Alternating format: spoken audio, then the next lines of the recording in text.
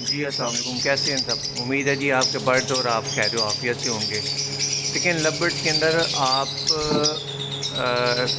زیادہ اماؤنٹ کا پیئر لے آئیں یا کم اماؤنٹ کا پیئر لے آئیں، آپ کا جو مین جو فوکس ہوگا وہ بریڈ پہ ہوگا۔ مثال کے طور پہ اگر آپ ایک گرین فشر کا پیئر لے کے آتے ہیں، وہ اگر آپ کو کاسٹ کرتا ہے تقریباً 2000 سے 2500 روپے میں پیئر، آپ کو گرین فشر کا، اور ایک پیئر آپ ڈیکینو اور کریمینو کا لے لیتے ہیں، وہ آپ کو کاسٹ کرتا ہے 20 سے 30 ہزار روپے میں، منیمم اور میکسیمم کی بات کر رہے ہیں۔ اور لیکن اگر آپ ان پیئر سے بریڈ ہی اچھی نہ لے پائیں تو آپ کے لیے سستا پیئر بھی کسی کام کا نہیں ہے اور مہنگا بھی کسی کام کا نہیں ہے۔ تو سب سے پہلے لو برڈ کے اندر یا کسی بھی برڈ کے اندر آپ کو بریڈ اچھی آنی چاہیے۔ اگر بریڈ اچھی آتی ہے، نمبر آف کوانٹیٹیز آپ کے پاس چکس کے اچھے آتے ہیں، تو پھر چاہے سیزن میں اگر ریٹ نیچے بھی آ جاتے ہیں تو اس سے آپ کو فرق نہیں پڑتا، کیونکہ آپ نے اگر بزنس پوائنٹ آف ویو سے کچھ بھی سٹارٹ کیا ہے تو وہ نو ڈاؤٹ بزنس کا مطلب ہی لاس اور پروفٹ ہے۔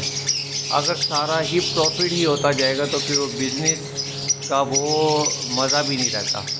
تو لاس آپ کو ہمیشہ ذہن میں رکھنا پڑے گا۔ اگر گرین فشر کا پیئر لا کے آپ اسے بریڈ ہی نہ صحیح لے پائیں تو وہ اس پیئر کا بھی کیا فائدہ۔ اسی طرح بڑے جو زیادہ اماؤنٹ کا پیئر ہے اس کا بھی یہی ہے۔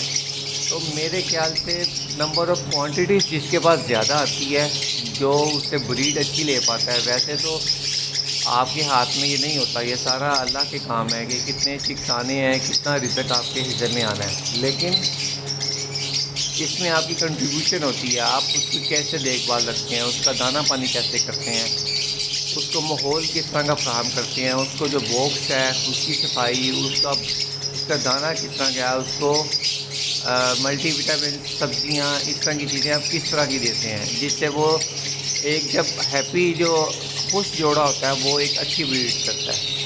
تو یہ بڑا فرق پڑتا ہے اس سے۔ کچھ چیزیں آپ کے ہاتھ میں ہوتی ہیں کہ آپ نے اس کو کس طرح مینٹین کرنا ہے، لیکن سارا دار و مدار آپ کی بریڈ کے اوپر ہوتا ہے۔ آپ کی جتنی کوانٹٹی اچھی آ جاتی ہے تو پھر چاہے ریٹ اوپر بھی ہو نیچے بھی ہو تو آپ کو اس سے فرق نہیں پڑتا۔